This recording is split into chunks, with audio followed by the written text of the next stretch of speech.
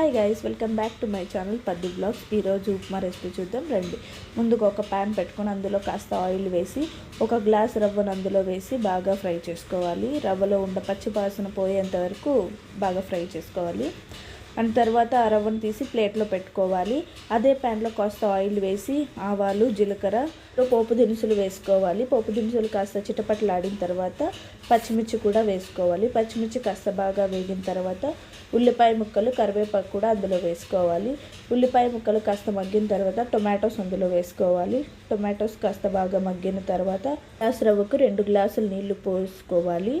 నీళ్లు కాస్త మరిగిన తర్వాత తగినంత ఉప్పు వేసుకోవాలి. నీరు బాగా మరిగిన తర్వాత ముందుగా పక్కన పెట్టుకున్న రవ్వను అందులో వేసి బాగా కలుపుకోవాలి. ఎక్కడ ఉండలు లేకుండా రవ్వను మంచిగా కలుపుకోవాలి. రవ్వ బాగా కలిపిన తర్వాత ఒక 2 నిమిషాలు మూత పెట్టి మగ్గనివ్వాలి.